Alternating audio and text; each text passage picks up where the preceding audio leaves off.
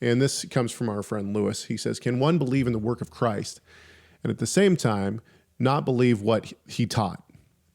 Or vice versa. I find that on one hand, at one end, I hear Torah and no gospel, which produces Torah terrorists.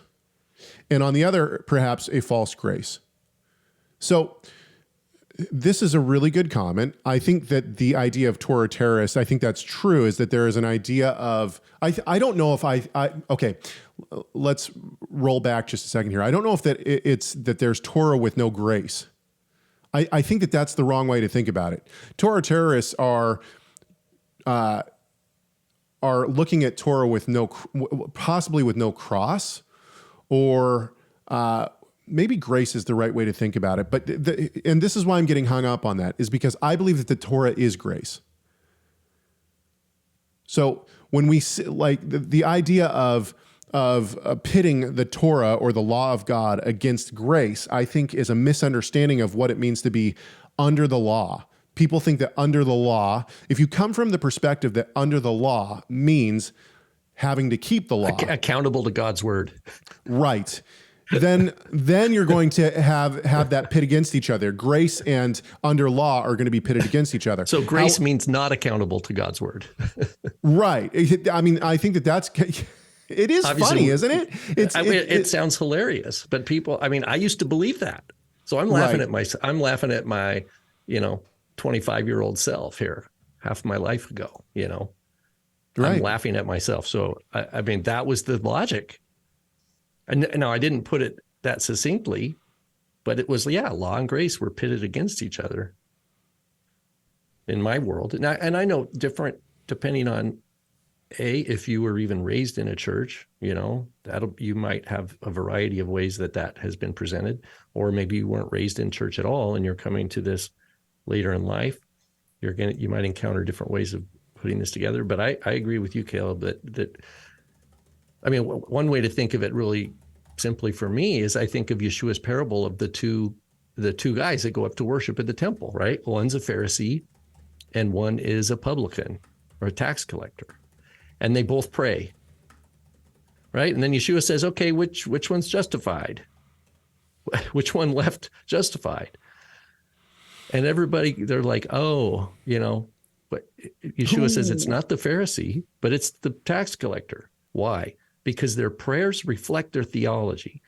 If you look at in the Gospel of Luke, look at this story and look really carefully at the content of the prayers of the two men.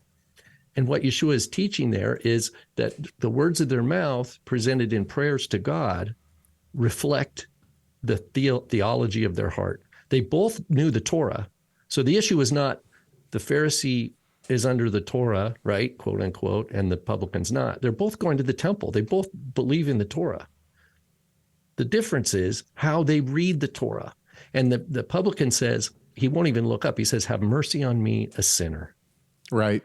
And that's the Torah, because the Torah says, first and foremost, God is merciful and gracious and compassionate, abounding in all the things that we read about after the golden calf, when he gives Moses the second tablets.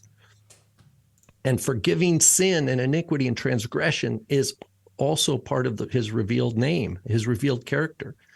So after the golden calf incident, he tells Moshe, come on up, you're going to get 2 more tablets with the same exact words that I had on the other ones that you smashed. And I'm going to come by and you can't see me. You can't see my glory, but you'll see my goodness pass before you. And he declares all this. He talks about himself. And he says he's gracious, he's merciful, compassionate, and that he forgives sin. Right. That means sin's a human problem that has to be confessed. The Pharisees' prayer, go back to Yeshua, what Yeshua's teaching, the Pharisees' prayer doesn't seem to be informed at all by God's self-revelation in Exodus 34. It's all about how great he is and what he does and how he's glad he's not like this other guy and all this kind of stuff. Who do I want to learn the Torah from? If I have these 2 guys that are going to teach Torah, I'm going to go to the publican and learn Torah, because he's the guy who at least has accurate understanding of how God has revealed himself in the Torah of Moses. The Pharisees just going to just give me more mixture of tradition and God's word and kind of nice little tickly ear things. Thank you so much for watching this video. Tell us your thoughts on this subject by leaving a comment in the comment section. Make sure you like, share, subscribe, and enable those notifications. And we'll see you in the next video.